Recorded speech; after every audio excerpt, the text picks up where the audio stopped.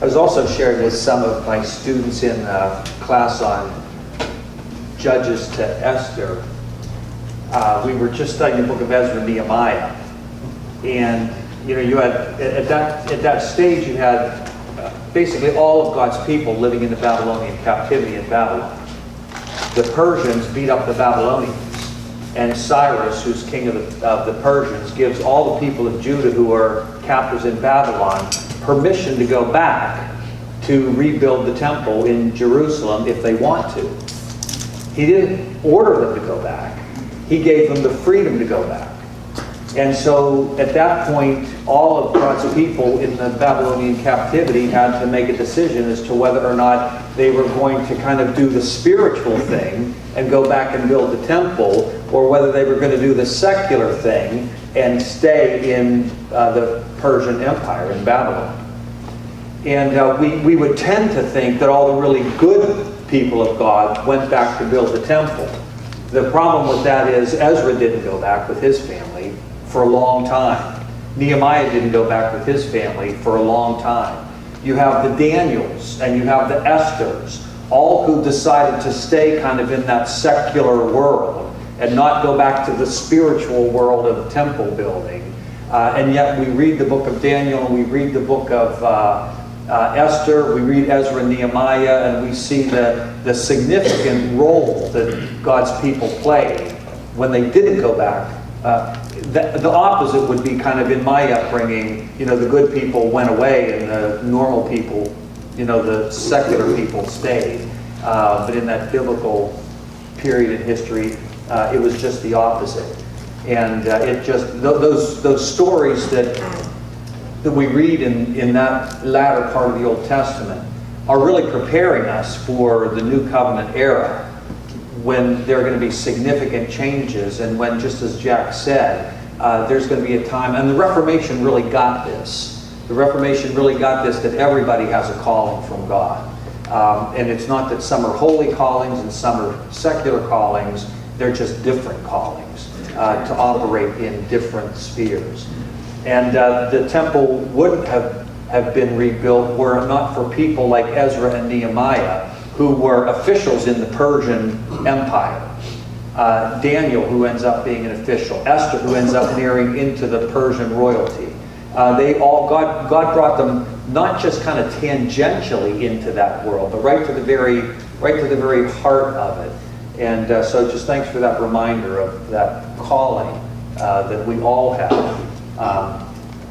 Not, holy, unholy, secular, sacred, just different callings. And God just wants us to be the best at whatever we can be, doing for Him whatever we do in whatever sphere that is. Well, we're talking about wisdom for living. Last night we looked at an introductory way to wisdom. Wisdom in terms of the three books, Proverbs, Job, and Ecclesiastes. We focused our attention on the question, what is wisdom? Answering that question from the book of Proverbs, and we had two words. What are the two words that summarize Old Testament wisdom? Order and skill. Simply put, wisdom is the skill to live in keeping with God's order. His order that He reveals in the world, His order that He reveals in the Word. And Proverbs 3:4-5 is a good summary of Proverbs. Trust in the Lord with all your heart, and lean not on your own understanding. Again, in my upbringing, it was kind of an anti-intellectual environment. Cemetery was not a joke. I mean, it was funny, but it was not intended to be. It was like, oh, you poor soul, you're going to seminary to lose all of your spirituality. There was no, not any appreciation for mind. It was heart and hands. I felt right at home last night, by the way, because RTS's motto officially is a mind for truth and a heart for God.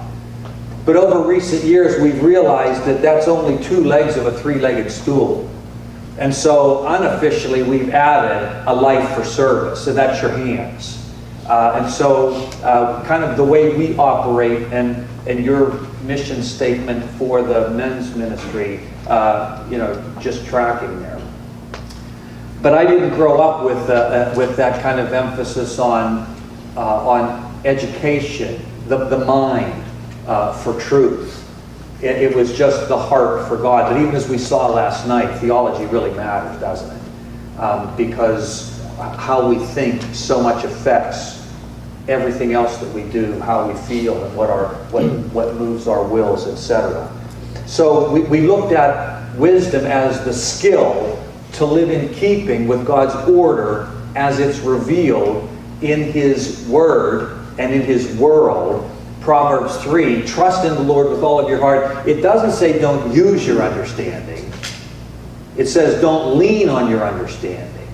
Don't rely on it. We have to use all of the resources that God has given to us. Why else has He given them to us? The problem is not in our using our resources. The problem is when we turn those resources into our gods and they become ultimate in our lives, when that's where we're really putting our trust.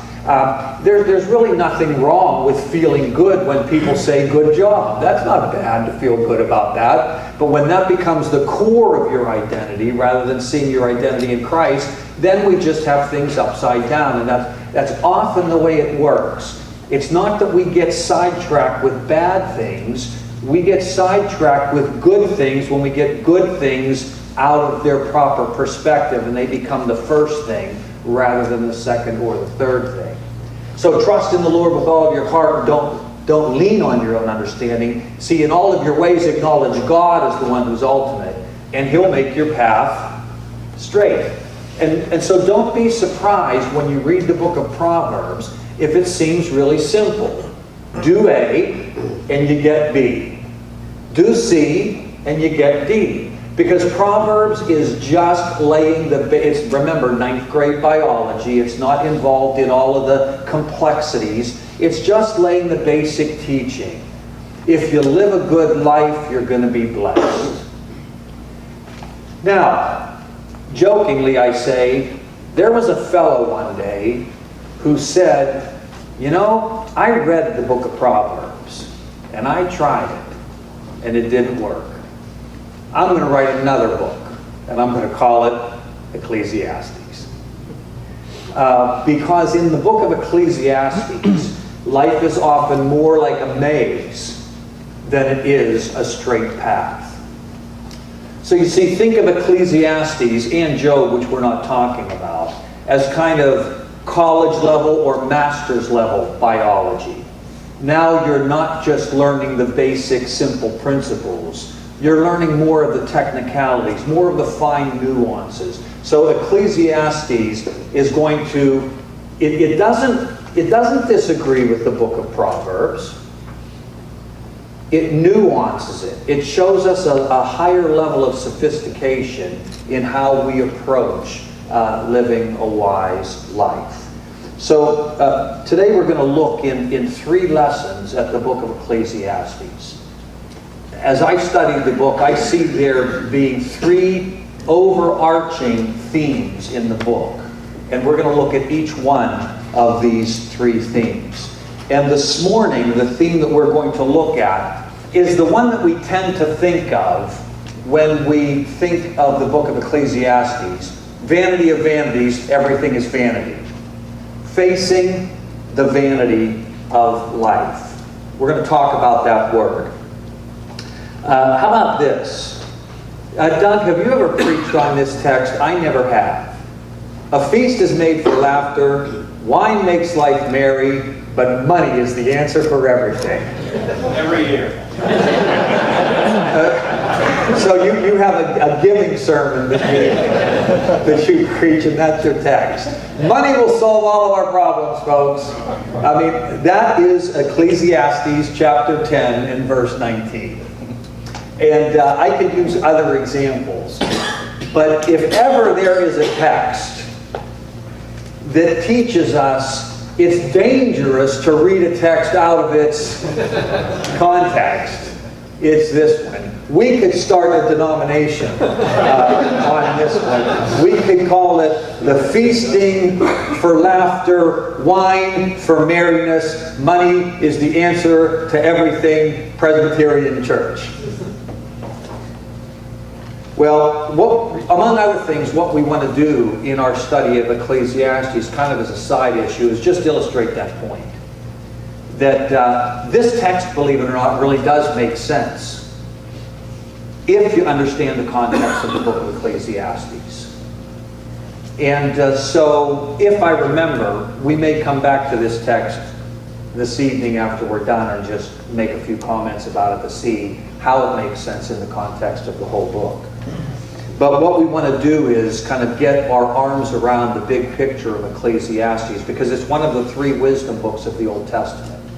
And it has 3 themes, so we have 3 lessons. We're going to do one each this morning, facing the vanity of life. I just want to do something simple. Just turn to the first couple of verses of Ecclesiastes. We're going to run around the whole book of Ecclesiastes. But let's just read the beginning of it. I'm reading out of the NIV, the 2011 NIV. The words of the teacher. Let me just stop there for a moment. I'm probably going to, in my talking, because it's just natural for me, I'm probably going to be talking about Kohelet. The Hebrew word translated teacher, some of your versions may be preacher, is the Hebrew word Kohelet. And without going into detail, it's kind of like baker or smith. The guy ended up being called Baker, capital B, because what did he do for a living? He was a baker. And Smith ended up being capital S because the guy was a blacksmith or some other kind of smith. And so common nouns become names. For example, in English, we could say, I saw the baker this morning. We wouldn't do that for Mr. Baker. We wouldn't say, I saw the capital B baker. We don't use the definite article. Hebrew's the same way.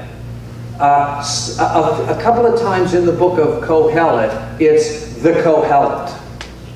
But most of the time, there's no the. It's the guy's name. Now, David means beloved. But translators don't say, a psalm of the beloved, do they? Jonah means dove. We don't say the word of the Lord came to Dove, son of my faithfulness, because we recognize that those are names. And the guy's name is Kohelet. And Kohelet doesn't mean preacher or teacher. That actually comes from Martin Luther's German translation, Prediger. In Hebrew, it means gatherer. A Kohelet is a gatherer. Now the odd thing about it is, his name's not his name, it's her name. Nouns that end with this et, they're all feminine nouns. But Jonah's a feminine noun as well. We'll leave that all up to Sigmund Freud. He was not a she, he was a he, but sometimes probably kind of like Lynn, L-Y-N-N, L-Y-N, Carol, Chris. We have names that are male names that females use. Same thing happened in Hebrew culture. So if I refer to Kohelet, which is my typical custom, that's the guy that I'm talking about. He was a gatherer. And in particular, he gathered 2 things. He gathered people to teach them. And he also gathered wisdom so that he could pass on that wisdom to others. And so it kind of isn't really a bad thing to call him preacher or teacher, because that's what he was doing. It's just not what his name means. So the words of Kohelet, son of David, king in Jerusalem. The NIV says meaningless, meaningless. NASB, ESV probably say vanity of vanities, says the teacher. Utterly vanity. Everything is vanity. What do people gain from all their labors at which they toil under the sun? Generations come and generations go, but the earth remains forever. The sun rises and the sun sets and hurries back to where it rises. The wind blows to the south and turns to the north. Round and round it goes, ever returning on its course. All streams flow into the sea, yet the sea is never full. To the place the streams come from, there they return again. All things are wearisome, more than one can say. The eye never has enough of seeing, nor the ear its fill of hearing. What has been will be again, and what has been done will be done again. There is nothing new under the sun. Is there anything of which one can say, look, this is something new? It was already here long ago. It was here before our time. No one remembers the former generations. Even those yet to come will not be remembered by those who follow them. I want to just do two things in this teaching. I want to look at the word vanity, the Hebrew word vanity, and what that means. And I want to look at that phrase, under the sun, and what under the sun means. What does it mean to live a life that is a life of vanity under the sun? So those are the two things that we want to do at this point. So vanity. NASB, ESV, remember, hammer, saw, which one is better? They're both good at doing. What the ESV and the NASB are good at doing is kind of mirroring the underlying Greek and Hebrew text as best they can. If there's one word repeated in the Hebrew text, they're going to try to repeat one word in the English text. And that's good if you're not reading in Hebrew, because you can see these repetitions. And repetition in Hebrew literature is so important. Your teachers taught you in writing, don't repeat your vocabulary. Because if you repeat your vocabulary, what you write is going to be boring. Hebrew teacher said, repeat your vocabulary. How else will anybody know what your main point is if you don't repeat your vocabulary? So you have two completely different literary styles. Now, the ESV, NASB, they're good because they're going to be, for close study of the Bible, they're going to be giving you these repetitions. But by choosing to do that, they're choosing to give up the English that you and I speak when we're in the grocery line.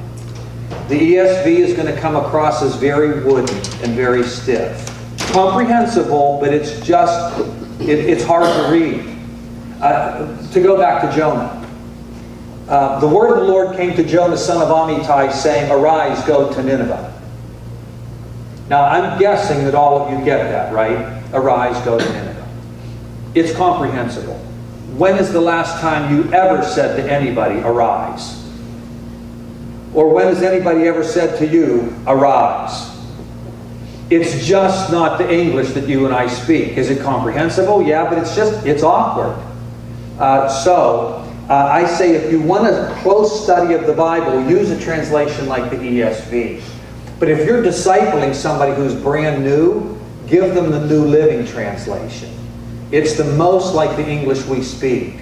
Trust me, subconsciously, if they're reading the ESV, they're saying, I don't think God speaks English very well. Because it just is, it's very formal.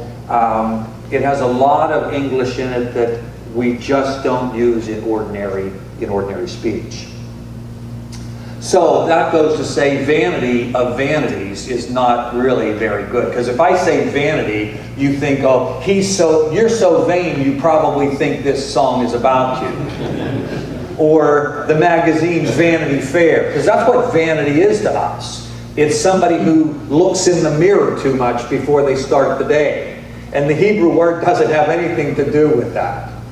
On the other hand, the NIV uses the word meaningless, and that at least means something, because we know when something is meaningless. But the problem with meaningless is, as I'm going to show you, I hope, it only captures half of what the word means.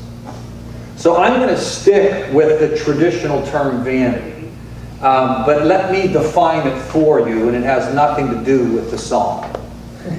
What does it mean when it says vanity of vanities? Well, first of all, just to let you know that is the way that Hebrew expresses the superlative degree. Tall is an adjective. Let's do a little English grammar here. What's the comparative form of tall? Taller. What's the superlative degree of tall? Tallest. So English has morphemes. Morphemes are small particles. They're the smallest particle that contains meaning. And sometimes a morpheme is a word like man, but sometimes morpheme is part of a word, like S, boy, boys. The S morpheme can make something plural, but S can also make something third person. I walk, you walk, he, she walks. Now that S is not saying plural, it's saying this is a third person verb. So English has the morpheme for comparative and the est morpheme for the superlative, not Hebrew. The way Hebrew communicates the superlative is that you take a single noun, a noun in the singular, and you put it in a special of relationship with the same noun in the plural. You're familiar with this. King of kings. Lord of, that's the Hebrew way of saying the superlative king, the superlative Lord. There's a book in the Old Testament that in Christian tradition is known as the Song of Solomon, on the presumption that Solomon wrote it. But in Hebrew tradition, it's called Shir HaShirim. Shir, Shir. It's the Song of Songs. In other words, this is the very best one, the Song of Songs. And we have that same expression here, vanity of vanities. See, the ESV is a very good replication of that. The problem is, that's not how we communicate the superlative. We would translate this better if we want to use ordinary English as something like, instead of vanity of vanities, we would say, the uttermost vanity. Of course, we would need to use another word because we don't want to think about the song that you're thinking about, like don't touch the paint. So what does this Hebrew word mean? The Hebrew word is hevel. You would spell it H-E-V-E-L, hevel. That's the Hebrew word. I don't think there's any one word in English that captures the sense of hevel. We need two words to capture the sense of Hebrew hevel. And the first word is the word frustrating. When something is hevel, it's frustrating. Now, what is frustration? Frustration is simply that feeling you have when you have a goal and you're blocked from getting the goal. Frustration is the feeling you have when you're running late for church on Sunday morning and you're on a 2-lane road and somebody has the audacity to be going the speed limit. You have a goal and you're being blocked. Now, frustration comes in two forms. If you have a goal... I'll stay. I feel like a dog on one of those electronic things. I'm not recommending that you watch it, but there is a really funny video somewhere out on YouTube called the dog collar or something. Has anybody ever? It's one of these crank phone calls. And they want to order 30 of these dog collars because they have a daycare center.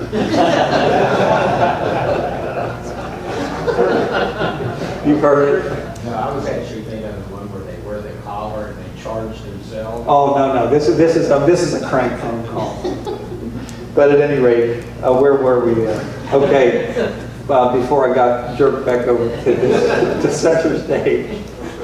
Frustration. Okay, so if you have a goal and you're blocked by someone else, that form of frustration we call anger.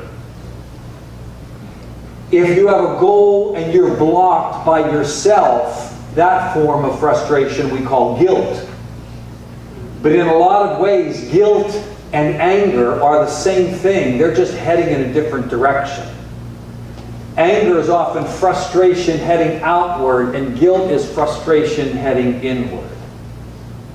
Now, look at chapter 1 and verse 3.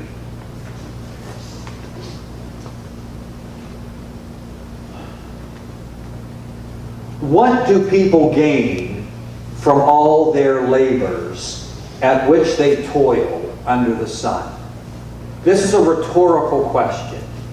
By a rhetorical question, we mean a question that is not answered because the answer is obvious. If you're married, your wife has asked you a rhetorical question more than once. What's the answer to this question? What do people gain from all their labors at which they toil under the sun? No, there's an answer. Nothing. That's the implied answer. That you get nothing. Now, is that why you're laboring? Is that why you're toiling? Are you working hard so that at the end you look back and say it was all for nothing? See, that's heaven. That's vanity. That's frustration. Look at chapter 2, verse 1.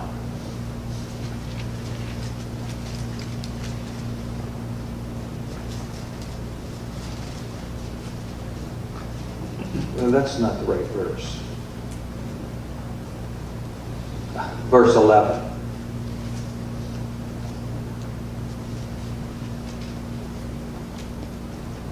We could see this. Well, that's not the right verse either. I'll find one because it occurs a lot in the book of Ecclesiastes. Well, maybe I was in chapter 1. I was. 2:11. You like 2:11? I think 2:11 works. I was in chapter 1. That wasn't working very well. Yet when I surveyed all that my hands had done and what I had toiled to achieve, everything was hevel. And then how's that described? A chasing after the wind. Nothing was gained. Frustration. Now what I'm interested in is that expression, a chasing after the wind. That occurs frequently in the book of Ecclesiastes as a descriptor of what life can be like. We think of the proverbial dog chasing its tail and never catches it. Now, imagine this scene, which is not hard to imagine. Less difficult if we were Baptist, but easy enough even as Presbyterians. It's after church, and we have a Bible, and the Bible has like 10 weeks of bulletins and Sunday school material that is in the Bible. And we put it up on the car, and we're putting the kids in, and we forget that the Bible is up there. We pull out, then we see it slide down the back window, and it's a windy day, and all of those bulletins are flying everywhere in the wind, and we're chasing after all of that paper to catch it. Now, this idiom is not chasing after all the bulletins. This idiom is chasing after the wind itself and trying to capture the wind. It's an expression that is used to underscore the utter frustration that we can experience in life. Whether the goals that we're talking about are like personal development goals, or whether they're relational goals, or whether they're goals that we have for our kids, because we have certain things that we want them to accomplish, and we may be trying to push a round peg into a square hole, but we're going to do it anyhow because this is what we want for the kids, or whether they're financial goals. Life is just filled with conscious and unconscious goals, and all along the way, when we run into those goals not being met, we call that frustration, chasing after the wind. Just take a second, and if you're taking notes, you might want to write it down. If not, write it mentally. Just what's one thing in your life right now that is frustrating? Can you think of one thing? I'll bet most of us can. Maybe not for you. Maybe nothing is frustrating right now, but most of us probably don't have to think very hard to find out that there's something that is frustrating. Or think back over the last 10 years. Maybe what has been the deepest frustration that you have experienced? See, part of the message of the book of Ecclesiastes is own it. Embrace it. Don't try to pretend that it's not there. Face it. That's a part of life. If you experience frustration in life, it only means one thing. You're human.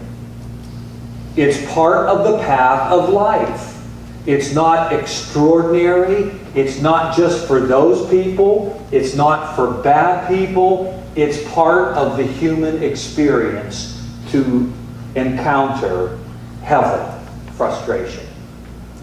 But we couldn't translate it frustrating, everything is frustrating. Because there's more to it than that. The NIV is right, but only partly right when it uses the word meaningless, although I think a better word is probably perplexing. Vanity, Hevel is a two-sided coin. And on one side is this idea of frustration, and on the other side is this idea of the perplexing dimension of life. Notice in chapter 3 and verse 1.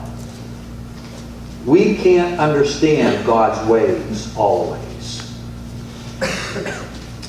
There is a time for everything and a season for every activity under the sun. Jack didn't use the word season, I don't think, this morning. He used the word chapter. But when Jack was talking about chapters, he was talking about seasons. And life is filled with various seasons. You have very, very close friends. Some of those close friends aren't close friends for all of life. They're close friends for a season. Some of us have been in marriages. And while when we entered that, we thought it was for all of life, we find out that for one reason or another, that relationship was only for a season. And when you look at these seasons, you have polar opposites through this whole poem.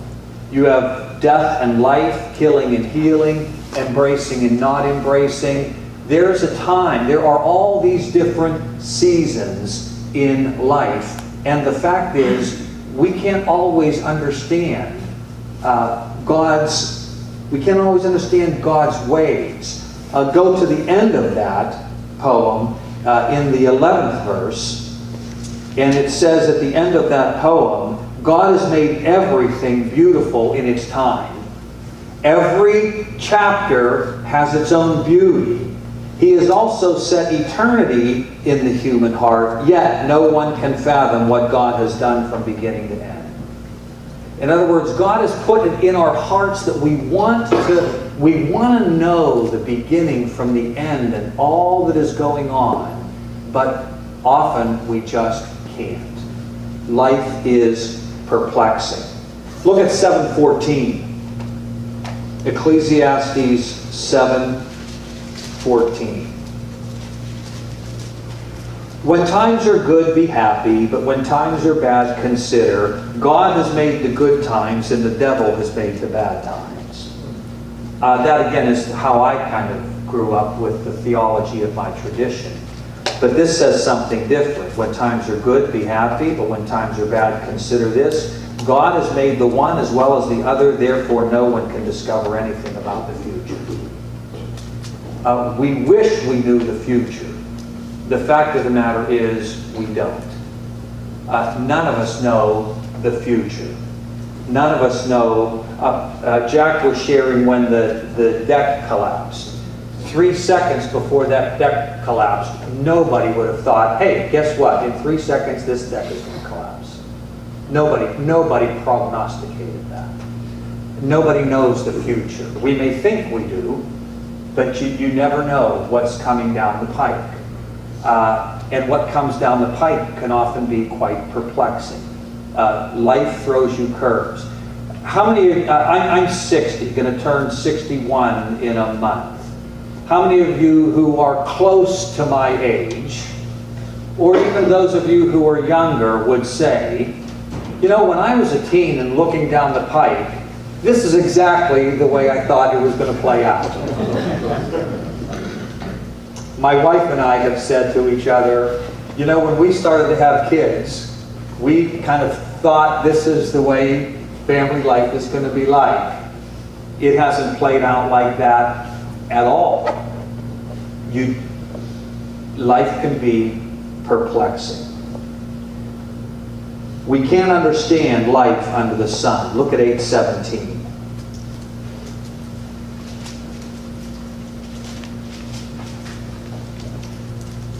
Then I saw all that God has done. No one can comprehend what goes on under the sun. Despite all their efforts to search it out, no one can discover its meaning. Even if the wise claim they know, they cannot really comprehend it. This is not hyperbole. If I have changed in any way over the last 30 years, I know a lot less than I used to know. When I was a young pastor, I knew everything. I did. And the reason why I knew everything was because I had to know everything for my own sense of security and significance. The hardest words for me to say were, I don't know. I couldn't say them. And so, rather than say them, if I didn't know, I would make up answers. I had to make up answers because there had to be answers, because my world couldn't tolerate any loose ends at all. I'm not sure why, but I was too fragile to tolerate any unanswerable questions on a personal level. I've appreciated the ministry of R.C. over the years. We are from Western Pennsylvania originally, as he was. My wife actually went to Ligonier when it was in the Sproul's living room in Ligonier, Pennsylvania. So we go way back. And I've heard R.C. say a number of times, if we knew everything there is to know about God, either he wouldn't be or we would be. I have just grown way more comfortable in life saying, I don't know.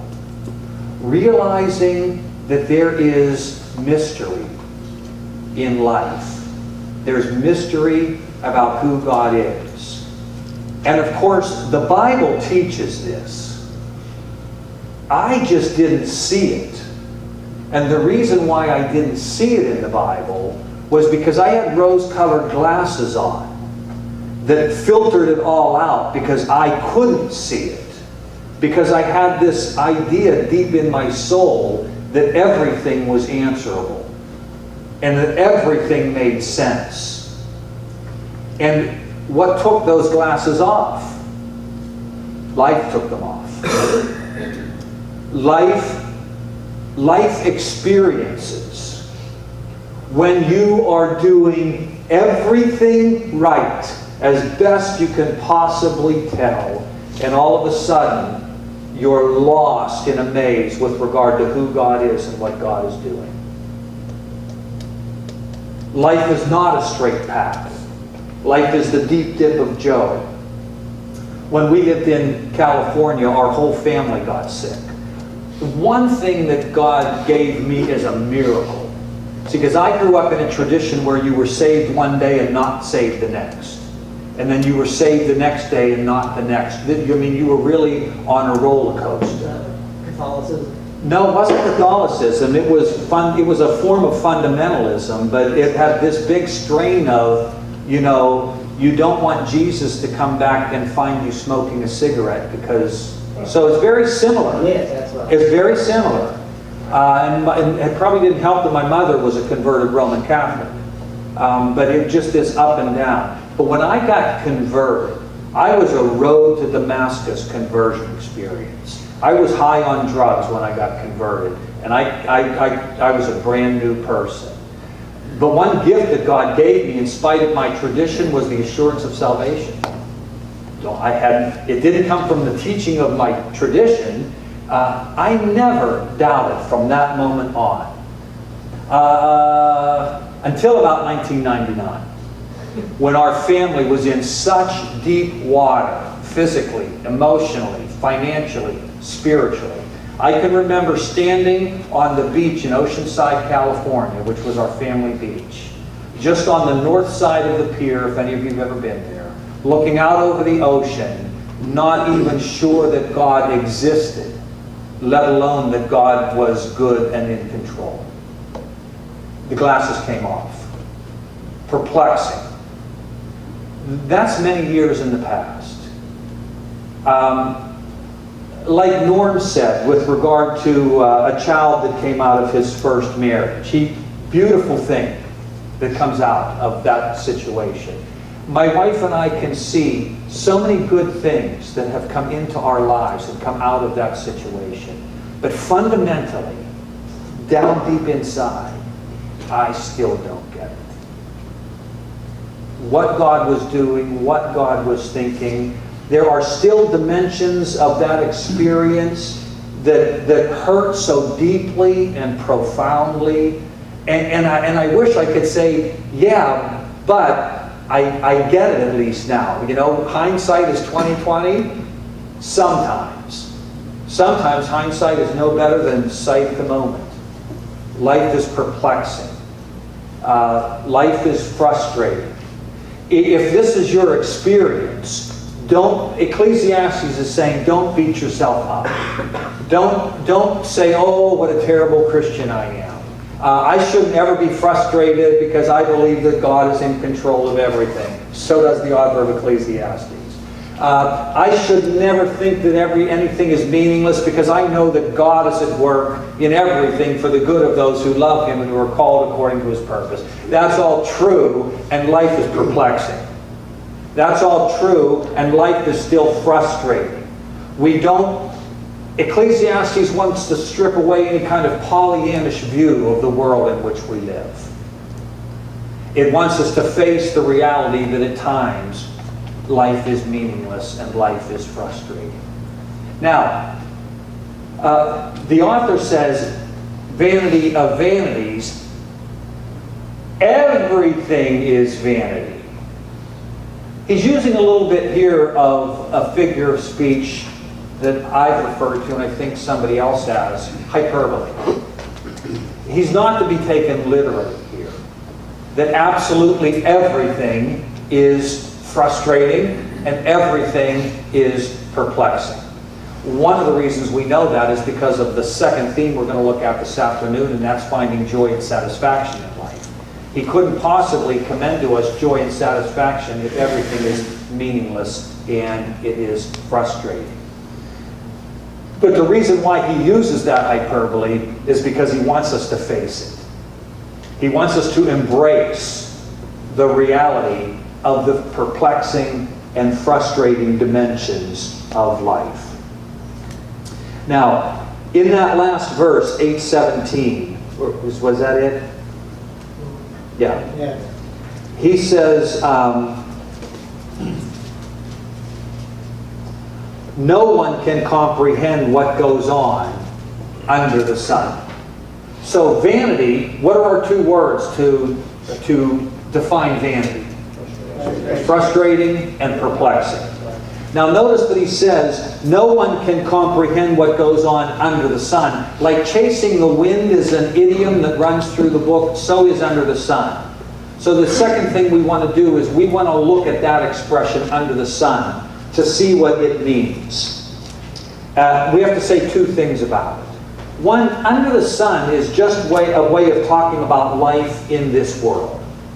Under the sun is life where? Well, it's under the sun. And what's under the sun? The world in which we live is under the sun. Under the sun means in this world, during this life. Look at 6:12. Ecclesiastes 6:12. For who knows what is good for a person in life during the few and meaningless days they pass through like a shadow? Who can tell what will happen to them under the sun after they are gone? See, under the sun is before you're gone. Under the sun is while you're alive. So when Kohelet keeps repeating this phrase, under the sun, he simply means while you're alive in this world. Look at 9:3-6. Ecclesiastes 9:3-6. This is the evil in everything that happens where? Under the sun. The same destiny overtakes all. The hearts of people, moreover, are full of evil, and there is madness in their hearts while they live, and afterward they join the dead. Anyone who is among the living has hope. Even a live dog is better off than a dead lion. For the living know that they will die, but the dead know nothing. They have no further reward, and even their name is forgotten. Their love, their hate, and their jealousy have long since vanished. Never again will they have a part in anything that happens under the sun. So go eat your food with gladness and drink your wine with a joyful heart, for God has already approved what you do. We're going to come back to this tonight or this afternoon. Always be clothed in white and always anoint your head with oil. Enjoy life with your wife whom you love all the days of this heaven life that God has given you under the sun, all your meaningless days, for this is your lot in life and in your toilsome labor under the sun. Under the sun means while you're alive, before you die. But that's not all it means. There's more to it. Now, many evangelical writers on the Bible want a nuance under the sun. And the way they nuance under the sun is this way. Under the sun means life apart from a relationship with God. I wish that were true, but it's not. Because if vanity of vanities is under the sun, life apart from a relationship with God, and you have a relationship with God, what don't you experience? You don't experience frustration. You don't experience... That's for those people who don't... All you need is a relationship with God, and then life is just a straight, smooth path. And some of you will testify to the fact that some of your troubles didn't start until you had a relationship with God. That your relationship with God didn't solve all of life's problems. Sometimes it exacerbates problems and deepens them and brings problems that you didn't even have before you had a relationship with God. Under the sun does have to be nuanced, but the nuance is not apart from a relationship with God. Under the sun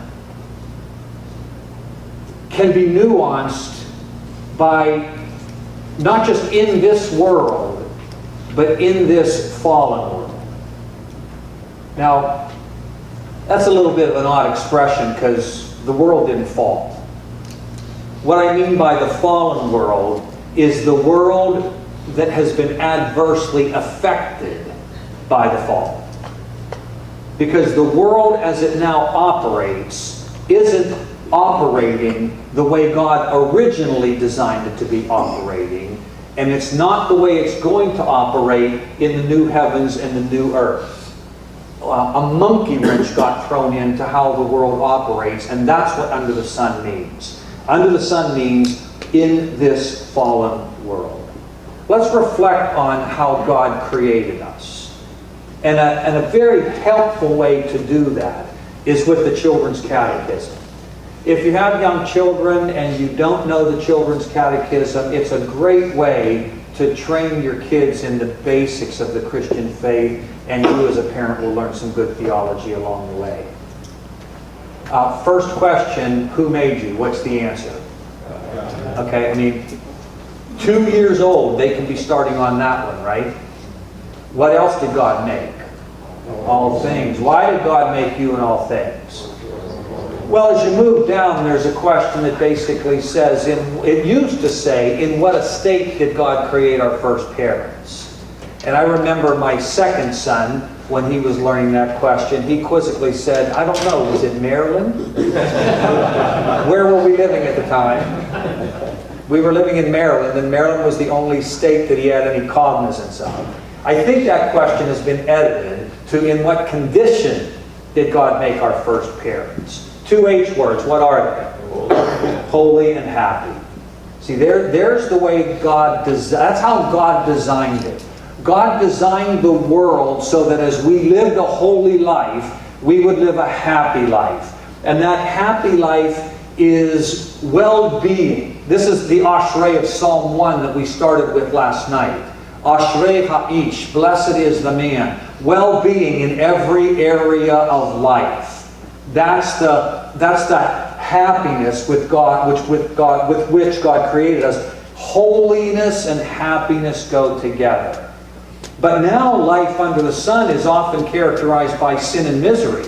See, that's what happened after our first parents rebelled against God. Instead of being holy and happy, they became sinful and miserable.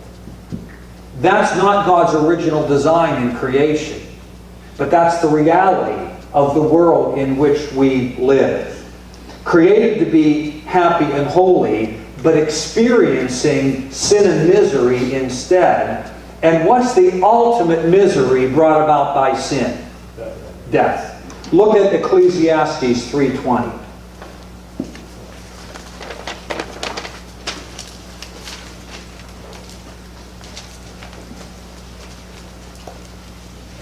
All go to the same place. All come from dust, and to dust all return. Death in the book of Ecclesiastes is the great leveler. Doesn't matter if you were the king, or if you were the king's servant, or if you were a pauper. Death is the great leveler. Nobody is any different. Notice also if you go to chapter 12 and verse 7.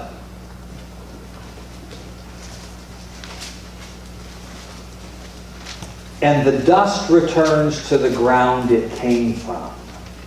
Notice in both of these verses we have Kohelet talking about the dust returning to the ground. Kohelet wants us to be thinking in terms of Genesis. See, he wants us to read this book in the context of previous books in the Bible, Genesis in particular.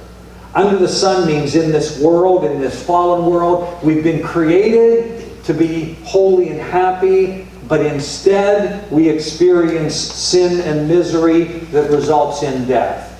Here's my basic take on Ecclesiastes. Ecclesiastes is a commentary. It's a biblical commentary on Genesis chapter 3, verses 16 through 19. Genesis 3, 16 through 19 spell out in very short form the results of our fall. Ecclesiastes is a whole book that just expands for us what it's like to live in a world of thorns and thistles. Let's go there for a moment. Genesis 3:16.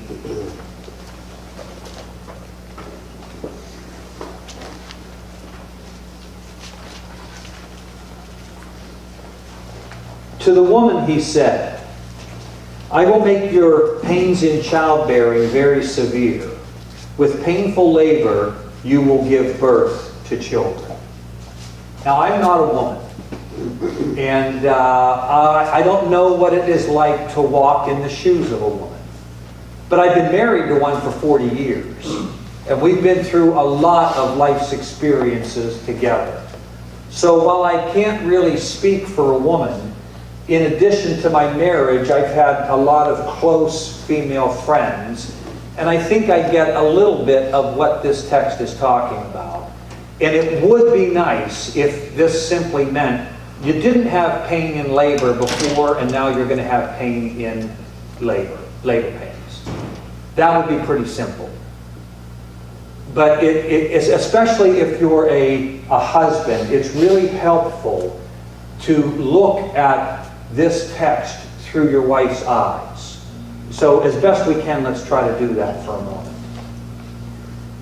A woman knows that among other things, one of the reasons why, down in her deep gut, she knows one of the reasons she's been created is to produce the next generation.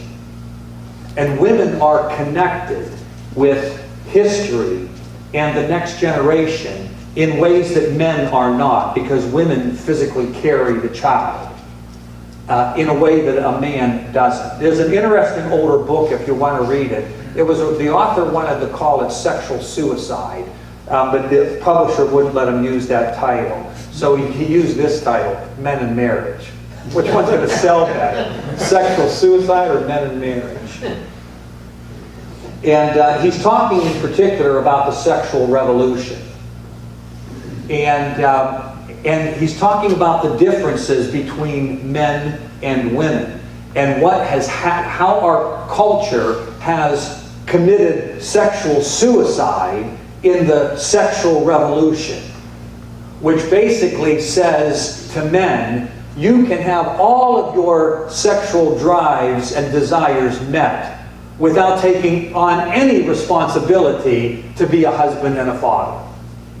That's the death of culture. He basically says that men are just kind of like wild, horny creatures. And they have all of this testosterone energy, and that energy needs to be channeled to produce culture. And the way it gets channeled to produce culture is by her.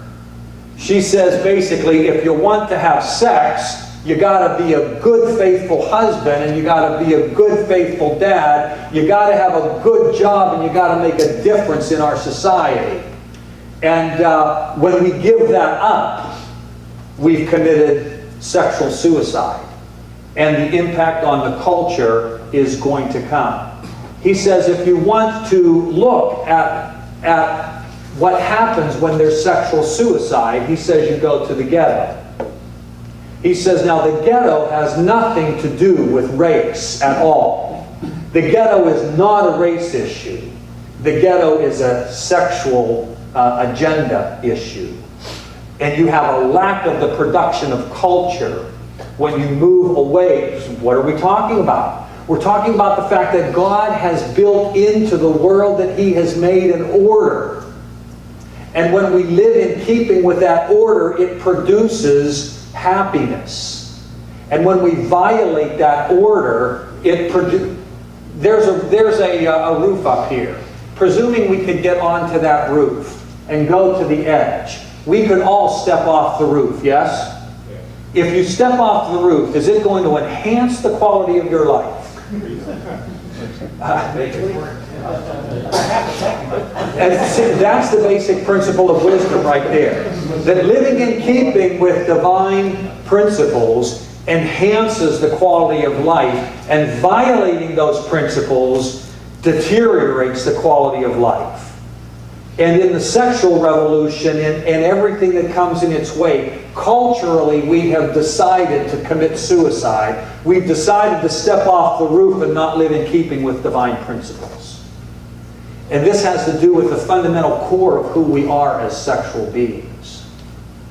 Now, when it says to the woman, I will make your childbearing painful, it goes somewhat like this. A young woman who's not married wonders down deep inside, knowing that she's been created to produce children. I wonder if I'm going to be able to conceive. Is that a given? It is not. I don't know the frustration. I can't imagine the frustration of having those feelings that inside I've been made to be a mom, and I can't be a mom. Let's say she does get married and she conceives.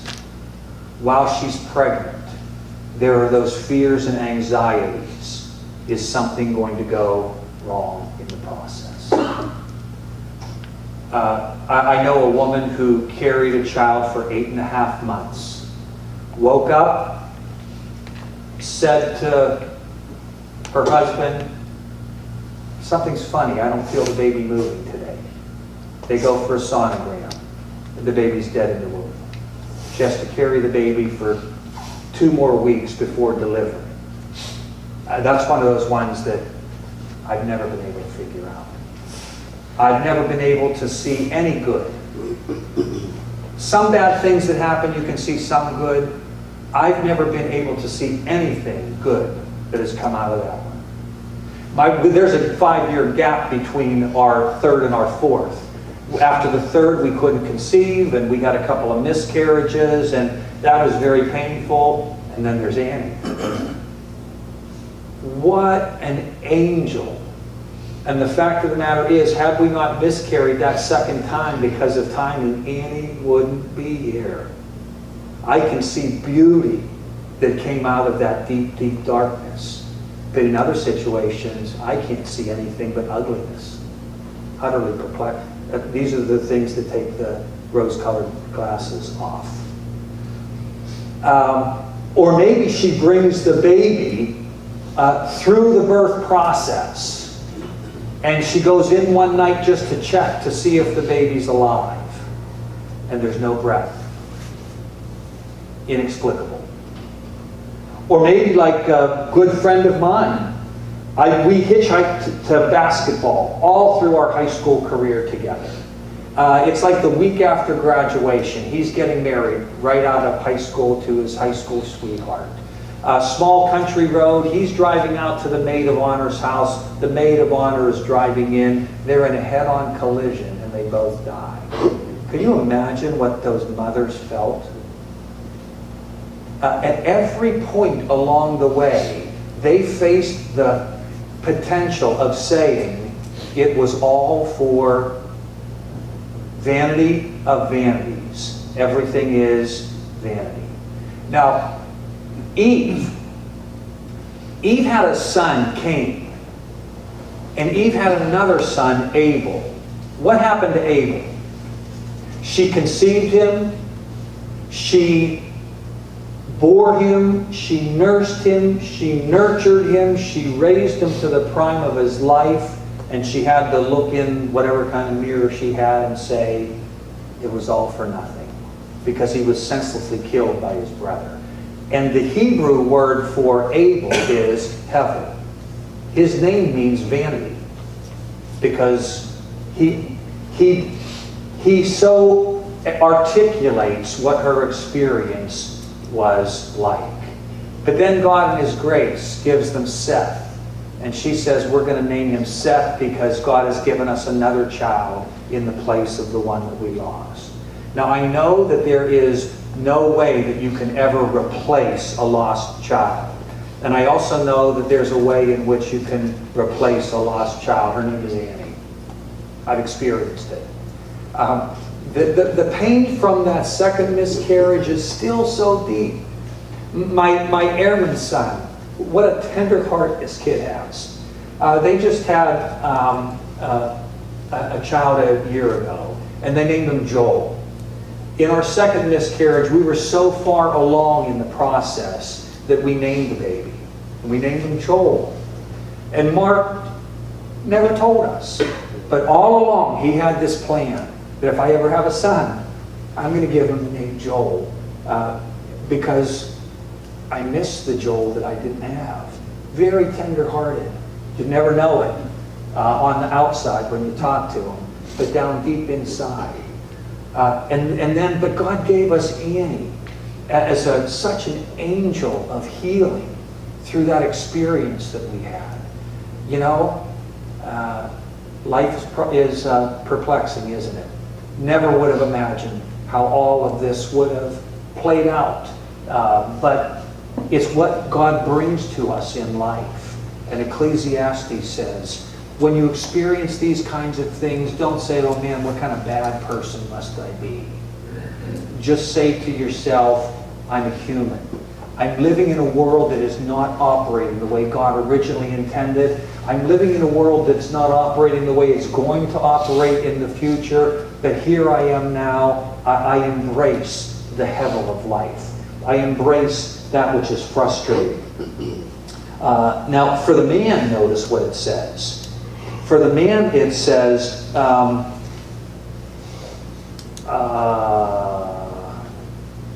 to Adam he said, because you listened to your wife and ate from the tree about which I commanded you must not eat from it, cursed is the ground because of you through painful toil. See, men have their own painful toil.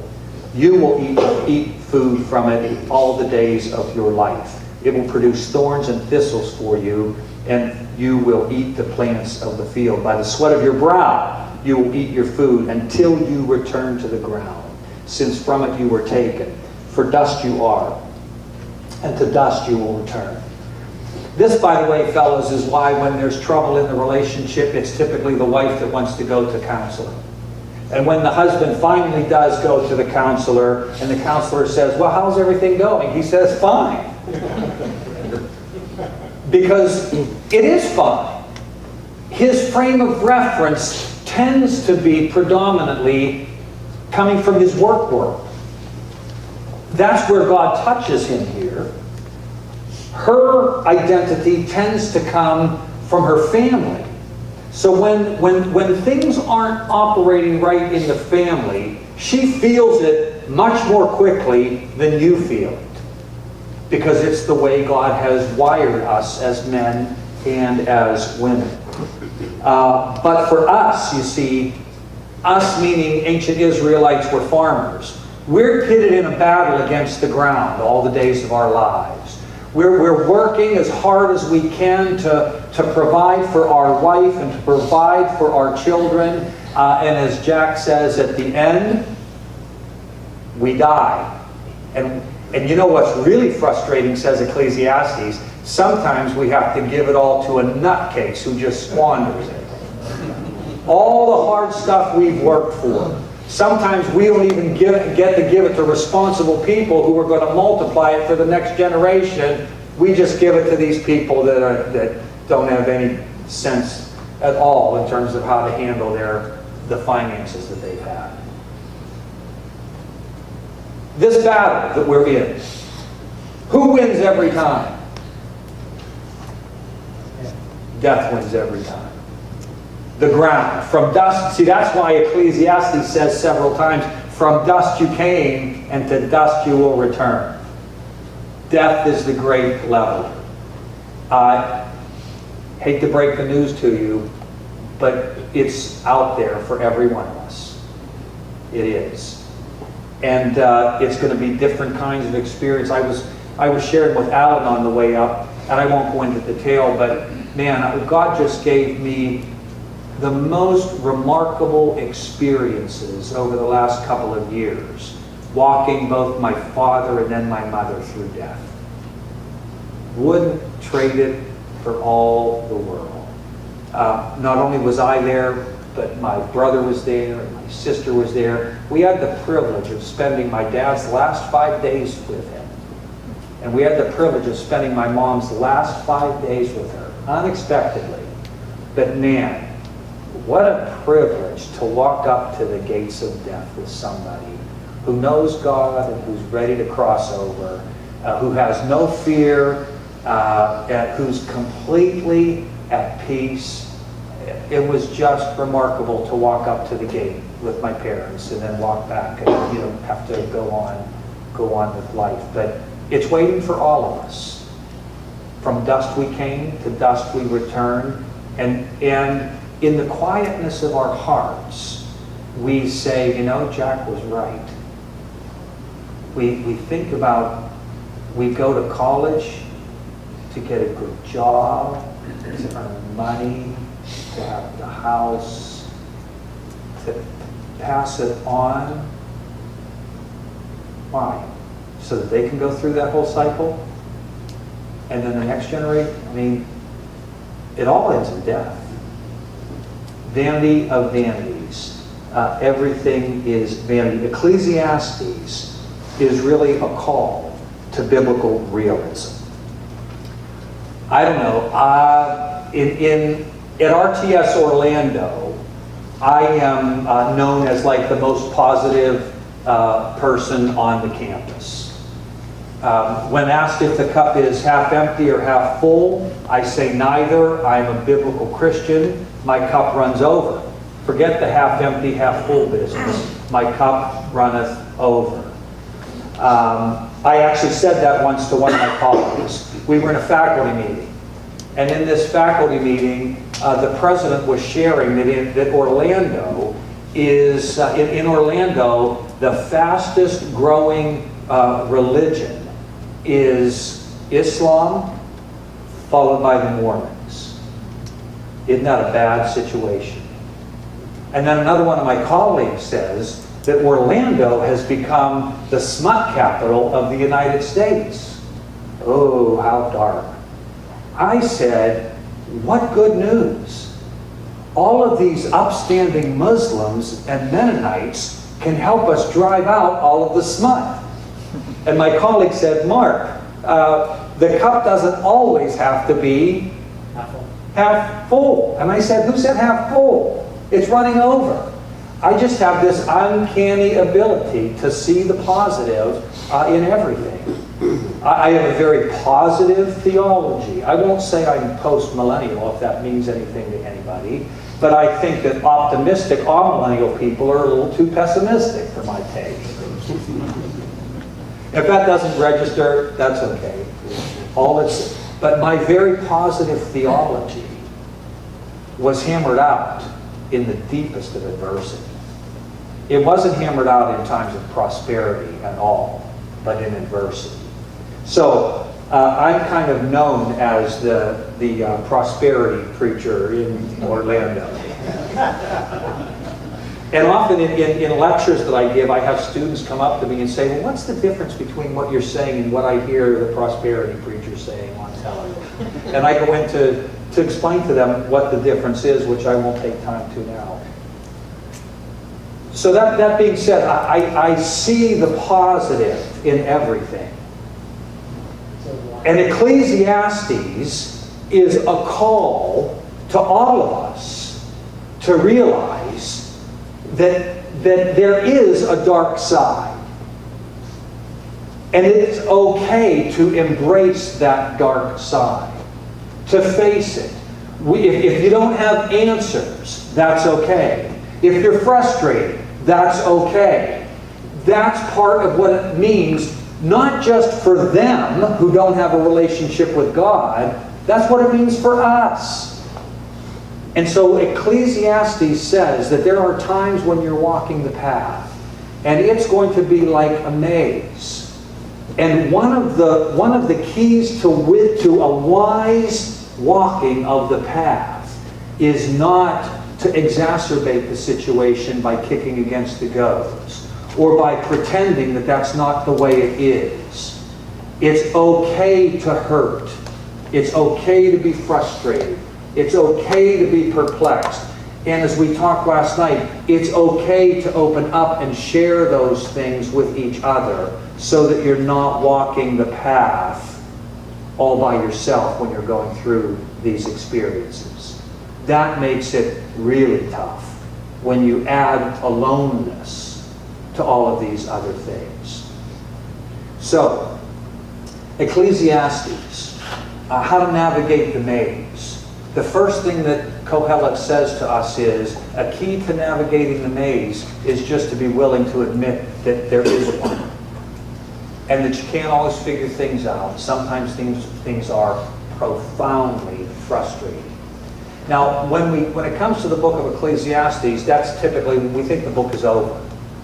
But it is not over by any means, because there is a dominant drumbeat that runs through the book. Eat and drink and find joy and find satisfaction under the sun. So we're going to look at that this afternoon. How to find joy and satisfaction, even in the middle of stuff that is ultimately frustrating and perplexing. Let's pray. Father, we thank you for the book of Ecclesiastes, which is a lamp to our feet and a light to our path. We sure wish in many ways that life didn't have its frustrations and perplexities, but we trust you. Even though we don't understand you, we trust you that in some mysterious way, all of this is part of the path that you have laid out for us. And so grant us in those dimensions of life that are like a maze, to walk by faith and not by sight, to live our lives as best we can in reliance upon your grace and in keeping with your wisdom as you have revealed it to us both in your word and in your world. We pray in the name of the Father, the Son, and the Holy Spirit.